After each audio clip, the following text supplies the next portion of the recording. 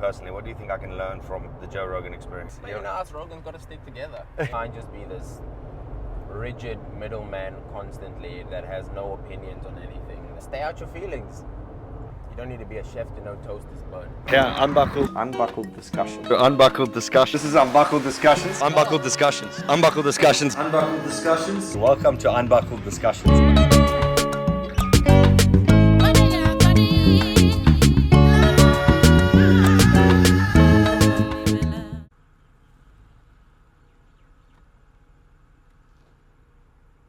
I think we're good.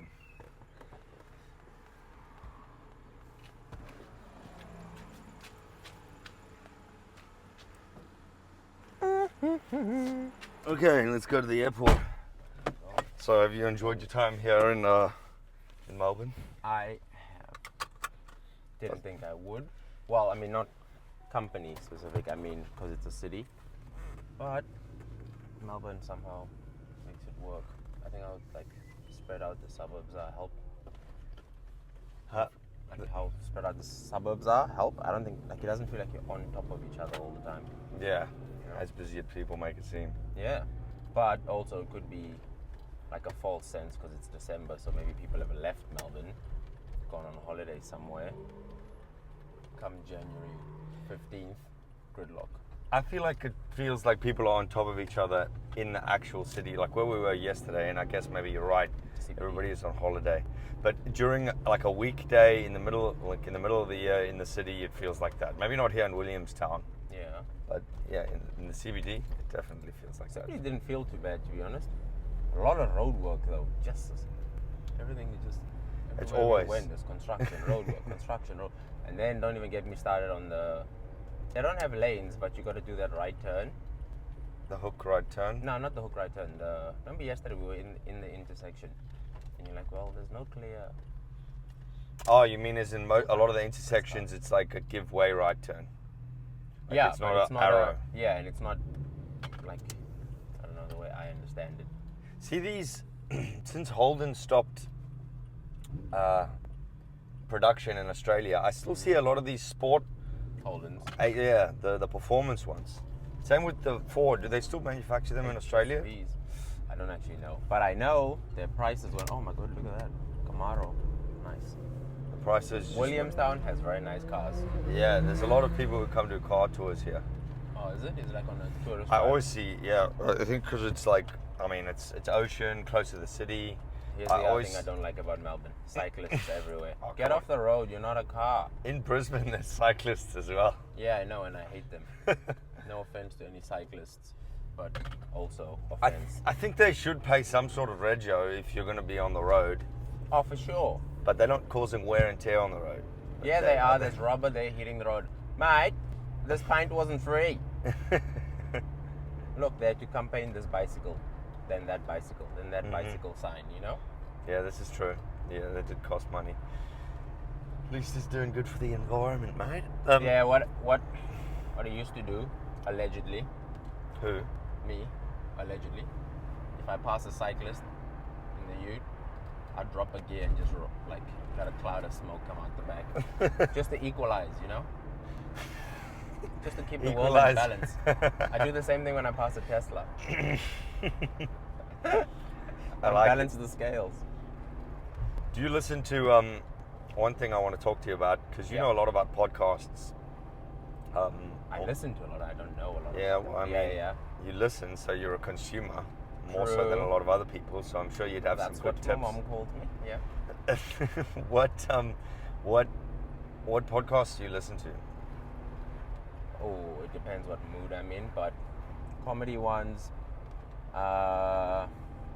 Joey Diaz, Theo Vaughn, pretty funny. Obviously JRA, and people are gonna be like, "Oh, you basic." Bum. Joe Rogan Experience. Yes. Yeah. But also Jordan Peterson podcast.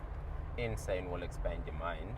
I have, but I feel like it depends on your ability, your intellectual ability, because he talks on another level where you've got to really focus to understand what he's saying. Yeah, he doesn't talk in layman's terms. Yeah, and the other thing is, it feels weird. You're like, I'm listening to a podcast, but I don't know this guy, but why is he giving me homework? You know? Like you listen and then you have to go and do some reading, and you go like, oh, that's what he meant at minute 34. Yeah. That makes sense. You know what I mean? But I like that because it's like otherwise, what's the studious. Yeah, what's the learning. point? You have ones for when you just want your brain to switch off, but then there's other ones where you want to actually learn something, especially when it forces you to go and do the learning. Yeah. You know? It all depends on the mood. Do you ever get tired of listening to like if you're listening to one that's just informative constantly? Do you ever just feel like, well, that's too much? And like you just almost get brain fog because you can only learn so much. No, not listening to it, but what I did figure out was after a while I lose the retention. Like I'll listen to it and I'll understand. The next day I'll have to re-listen to it because I'll go, I actually forgot a lot of what they said. Yeah, that's what I mean, right? There's only so much you can. I had to leave the indicator on just you once. did, Yeah. so then you keep people on their toes. I have. I think that's what I mean. Like you only can absorb so much in one day. Yeah. No, I find the same thing listening to books. But anyway, going back to the Joe Rogan experience, I remember, I've known you for like, what, almost 10 years? Yep. I remember you used to tell me when I first met you that you used to listen to the Joe Rogan experience. Before it was big, before it was the Joe Rogan experience, when it was just something sitting on a couch. You were just sitting on a sofa. At his house? At somebody's house. I don't know. Yeah, just yelling into a microphone. But you're a day one-er. So I think it's... But us Rogan's got to stick together. Yeah, this is true. I always... but his Rogan is spelled differently to your Rogan, right? You got an H. Yeah. But still. Technically, he's older than me, so I guess. What do you think... I mean, it's the number one podcast in the world, right? Yep. Why do you think his podcast is so good? Why do you think it does so well?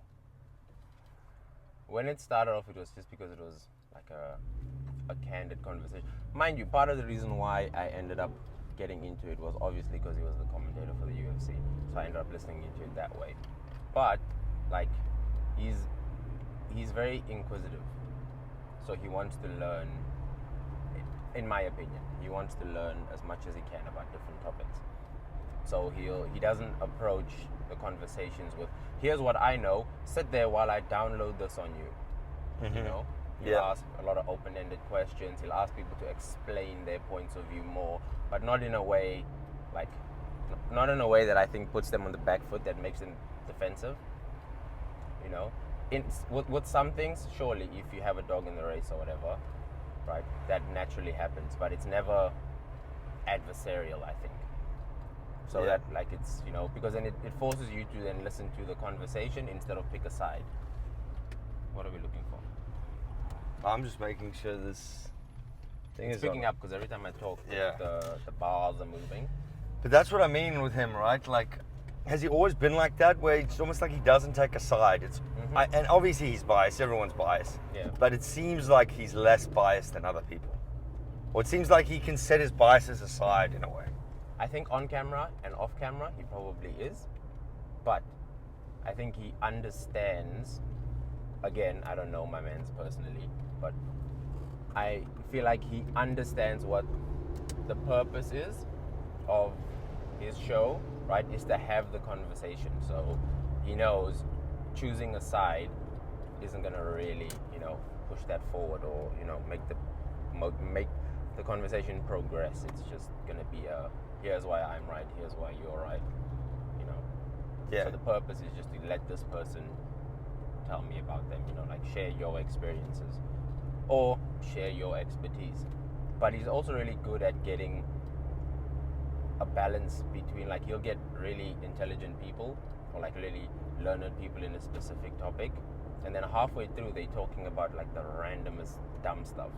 Yeah. You know, like he balances the whole. Here's an intellectual discussion, but here's also, I'm a comedian, so here's some jokes. Yeah, exactly. And he's not scared to have any like dead air moments. You know, if they go to the toilet, he just keeps talking while they're going to the toilet. Yeah. Like he doesn't edit that out or anything like that. Yeah. Well, it's also like 2 hours, like the average about 2 hours. Oh, I think a lot of them are longer now, closer to 3 hours. It all depends on the guest, right? You can see it does. It 100% depends on the guest. I think in the beginning it was very much an off-the-cuff conversation, where I think now, depending on the guest, with practice, you'll learn to like have some level of, I don't know, questions that push the conversation forward or ways to avoid it becoming dead. Because not everyone has the personality to hold a conversation for that long, you know? He had like 1 or 2 people on. I was just like, this guy is dry as hell. How is this guy still on here, you know? I've listened to a few when Out of they being like that. Hey, dude, wrap it up. You weak bixing me here. But that's where I find it amazing how he manages to stay focused with those boring people. Yeah. Where he'll keep listening and keep pumping the questions. Mm-hmm. And I'm thinking, I fell asleep 10 minutes ago. I've just been thinking about something else. How are you still going? Like, he's got some, like, I didn't appreciate that until I went to listen to other podcasts and then came back to his. And came back to it. Realized how, like, it's amazing how he does that. I think he knows how to pivot really well. As you know, like if he can see this topic is leading to a dead end, or I can see there's not really much follow up coming, he'll pivot to something completely different.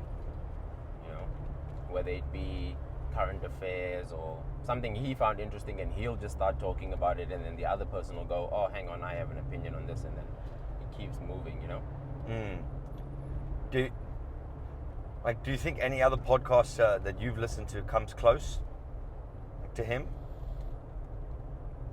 No. Like As like a package? no. Because of all those points you were saying. Anything else that what sets him? What else sets him apart from other podcasts? I think it's just the diversity of the people he brings on as well, like people from all walks of life, you know. And he does, like you said, he doesn't do much editing. The other really good thing he did was he got his producer as almost like a staple on his podcast, you know. Everybody knows him. Everybody knows him. It's like people will shout him out, but they'll also shout out the producer who's doing the soundboards, etc. You know, it's like you sort of buy in. But he also gave that producer a secondary role. Yeah. In terms of being like his research. Hey Siri. Yeah. And it's more fact check. Like if you're watching it, there's elements all around, right? That are either conversation starters or like talking pieces. I'm pretty sure I'm taking this one, right? I guess so. As long as I end up at the airport. Yeah. There we go. Yeah, go on. You know, it's got like weird skulls, weird astronaut. The other thing also is he gets people comfortable. So it doesn't feel like it's an interview. Like his studio's got a gym, a pool table, a place where you can go and shoot arrows at things. You know? Are you really? Yeah. Like obviously not inside He's also got a garage in it where he parks his Porsches. So it's like it's like an event for the people to come there, you know, they can do plenty of things. Yeah. It's like a day out, I guess. Yeah, he's in Texas now, right? Austin. He moved to Austin. Why did he move to Austin from Los Angeles? It was after COVID. Oh, okay. The whole COVID. He's also building a comedy club in Austin. Oh, yeah. Yeah. I think he wants to start his own podcast network as well. From the Joe Rogan experience. From a network where other people can put their podcasts up on his, because you know, like the whole deplatforming nonsense and all that, like that happened to him as well. So he's like, oh well, then instead of going back to these people, why don't I just build my own? He's got the money. Yeah, exactly. He's got the contacts, he's got the following. And that following's gonna stay with him no matter what. All right, because I mean, he went off YouTube, people jumped on Spotify and still did the same thing. Yeah, and then Spotify just organized to get him on, get his video available on Spotify. Because I tried to put my video on Spotify because I thought, oh, Joe Rogan does it, I can do it. But no, only he can do it. Spotify doesn't allow, well, maybe it's through Podbean, I don't know why, but I'm not allowed to put video on Spotify. Yeah. Well, they gave him 100 million reasons why. So he's going to abandon Spotify and do his own thing? I don't know about abandon Spotify. I'm sure he's got a contract that he has to fulfill, but... Oh, okay. Eventually move over, yeah. Because, mind you, Spotify backed him as well. Yeah, exactly. That happened. Through the whole COVID controversy. Well, that's where he did take a side. He clearly showed his biases there. Yeah, and also, they wrote you a pretty big check, why would they be like, yeah, sure, whatever, take our money, see ya? Yeah, that's true. But you're right. That was he chose the side person, like his personal. it got a bit much for opinion me. on It got to a point where every podcast, that's what he was talking about. Yeah. Like the conversation would start somewhere, no matter what, was like an expert of some level, and then it would always come back to coronavirus. Yeah. And obviously, it was a worldwide pandemic. But it was just, it put me off it for a while, and then I went to listen to some other podcasts, but then eventually came back when it. But let's be honest, at that time, and still like a little bit now, Everyone. it's everywhere all the time. You go bowling, you miss a pin, you're like, oh, strange times we're living in, you know, COVID.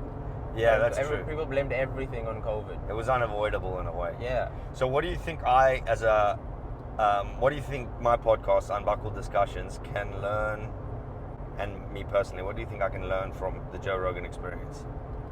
Finding a balance between having a planned discussion and then also being able to just like riff on the spot.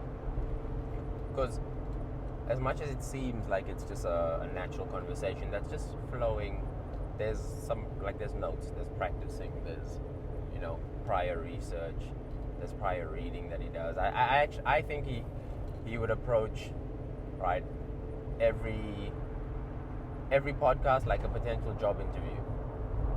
Before I come to a job interview, I have to know the company, know the person I'm talking to, I gotta at least meet them halfway, so we have a base of where we can actually hold a discussion. Yeah, exactly. And he doesn't make that seem obvious that he's done all that. I mean, sometimes it is, but he always say, I started reading your book. Actually, no, sometimes he said, I read your book as well. But he just makes it seem like it's a natural conversation so easily. That's part of the reason why I was so nonchalant when I started my podcast, like I'll just have a conversation. Because Joe Rogan can do it, why can't I do it? But yeah, he makes it easier than it is. And also, like, I started listening to this podcast, Trigonometry, and a few others, but especially that one. They've got a clear bias and a clear narrative they're trying to push. And it, after being put off going to them, and then it was almost refreshing when I came back to him. I'm like, wow. What's it about? Well, it's these two English comedians. Yeah. They trigonometry, so the premise is they try and discuss things Go in circles. Trigger people. Oh. Got you. Yeah. Okay. Just going through. But they've got they kind of, a lot of their podcasts, you know how a lot of the world is like, the progressive world has gone towards like not attacking but blaming everything on white straight men. Yeah. And you guys are the worst, man. yeah, right. So they play on that a lot. Yeah. One of their podcasts was with this, I don't know who it was, but it was with a black guy, and it titled "Black People Don't Need Saving." Yeah. I mean, it's a good title, really. But like, and they got on it's clickbaity as well. Yeah, exactly. And they got on a lesbian YouTuber to talk about how the trans movement has gone too far. Like, they're very, not anti, but almost like every podcast is almost pushing that. Like, then they make it clear which side they're on when they're discussing it. Yeah. Where I feel like Joe Rogan, he'll say good points about this side, but then also good points about another side. You know what I mean? And just what he thinks blatantly as well. But yeah, and you have to put that element of here's what I think. You have to, even if it is bias. Not if it's biased, but I mean, you have to. I think if people are listening, they want to also get to know like your personality. So you can't just be this rigid middleman constantly that has no opinions on anything. That's without becoming preachy, obviously, about it, and without that taking over the whole discussion.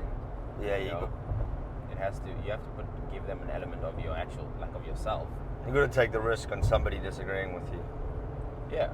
Just know how to disagree. Just look for the airport signs, just in case I miss it. Okay. But it should be coming up. What do you mean, know how to disagree? Stay out your feelings. Yeah. Like if you're having a conversation about the way people think differently to you, then keep it about discussing the ideas. You know, like don't take it as a personal attack. Take it as, oh, this person is maybe challenging or wanting me to unpack my way of thinking or my idea, not how dare you say that to me. Yeah. You know? Which also I think is an issue with even somebody being called a lesbian YouTuber.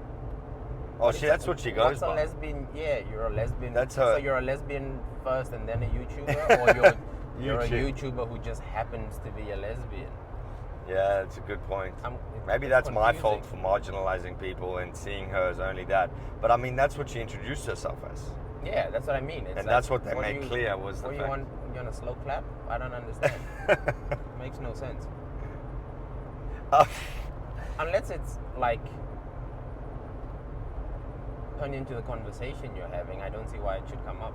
I think they were trying to bring it up because they were trying to like that.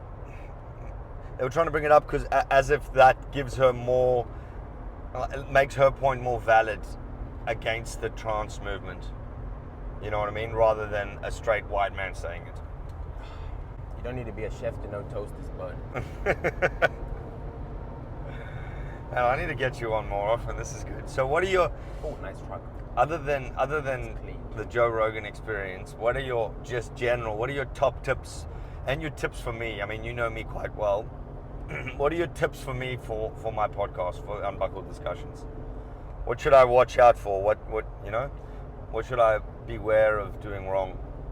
And yeah, go on. Answer that before I keep asking more. I think I just answered the question. No, right. I was about to say that's one of it.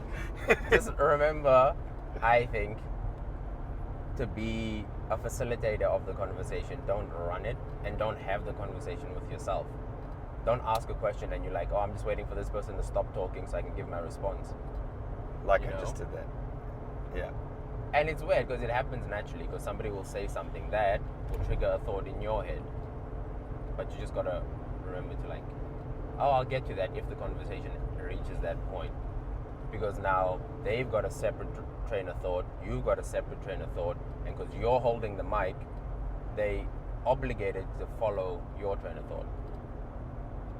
Yeah. So you're not really, like you're not going to get their actual response, you're just going to get their response to you, to what you're saying.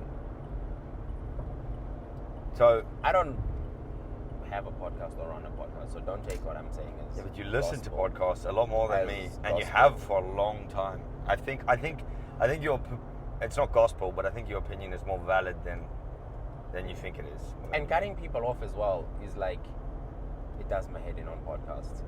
Because like, I might want to listen to what this person is saying and they're halfway through a really good point, like they're building to something, and then bang, they get cut off. And you're like, shut up, I want to hear what he or she was going to say, you know? I know what you mean. I've done that before. I was listening to one of the interviews I was editing at the MCG, India-Pakistan game. It's on Unbuckled Discussions, check it out. And Link in the description. and I asked this guy this question, and he was building to it, Yeah. and I just cut him off. And when I was listening to it, I'm thinking to myself, shut up, Neil. Yeah, sorry, the phone overheated because You're we're on top. recording in the car. A pity, we should have covered that first top tip. Don't put your equipment in the sun. That's Or not. it might overheat and cut the recording. But yeah, thanks for being on Unbuckled Discussions. Thanks for being in Melbourne. Appreciate you. I'll be Stay back unbuckled, people. soon. There's Rhogan. Bye, Leah.